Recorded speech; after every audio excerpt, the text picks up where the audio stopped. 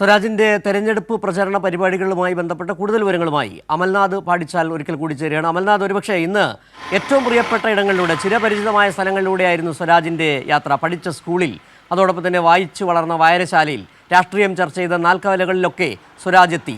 നേരത്തെ കണ്ട ഒരു നാട്ടുകാരൻ പറഞ്ഞതുപോലെ തന്നെ ആരും ക്ഷണിക്കാതെ ആൾക്കൂട്ടം അവിടെ എത്തിച്ചേരുകയായിരുന്നു. സ്വരാജിന്റെ പ്രിയപ്പെട്ട ഇടങ്ങളിലൂടെ പര്യടനം എങ്ങനെയായിരുന്നു? അതിൻ്റെ വിശേഷങ്ങൾ കൂടി.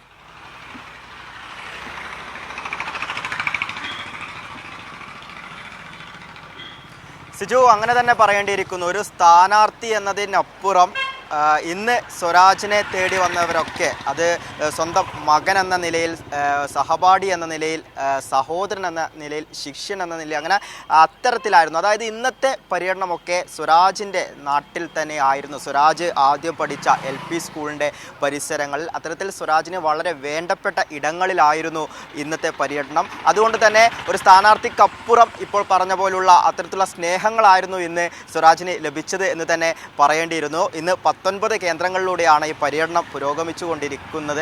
അതിലിപ്പോൾ ഏകദേശം 7ഓളം കേന്ദ്രങ്ങൾ പൂർത്തീകരിച്ചു കഴിഞ്ഞു. ഇനി ഉച്ചയ്ക്ക് ശേഷം ബാക്കി കേന്ദ്രങ്ങളിലേക്ക് പര്യടനം തുടരുകയും ചെയ്യും. നിലവിലിപ്പോൾ ഈ പര്യടനങ്ങളൊക്കെ ശ്രദ്ധിക്കുകയാണെങ്കിൽ ഇപ്പോൾ സൂചിപ്പിച്ച പോലെ തന്നെ വലിയൊരു ജനപിന്തുണ അദ്ദേഹത്തിന് ഉണ്ട് എന്ന് നമുക്കത് ഉറപ്പിക്കാൻ വേണ്ടി സാധിക്കും.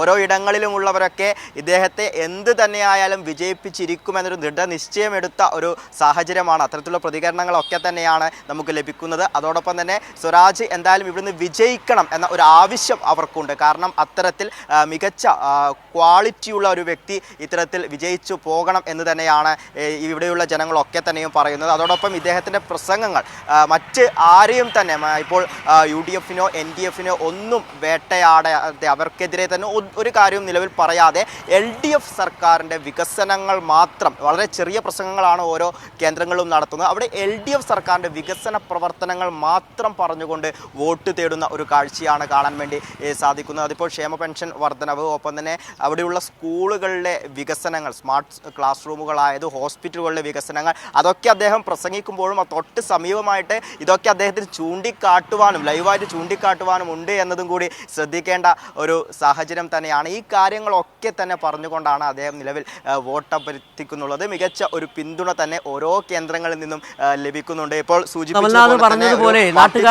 പറഞ്ഞതുപോലെ തന്നെയാണ്, ആരും ക്ഷണിക്കാതെ എത്തുന്ന ആൾക്കൂട്ടമാണ്, ആ ആത്മവിശ്വാസമാണ് LDF സ്ഥാനാർത്ഥി M സ്വരാജിൻ്റെ കരുത്ത്. അതാണ് നിലമ്പൂരിൽ എമ്പാടും കാണാൻ കഴിയുകയും ചെയ്യുന്നത്. അമൽനാഥ് പാടിച്ചാലാണ് വിവരങ്ങൾ നൽകിയത്.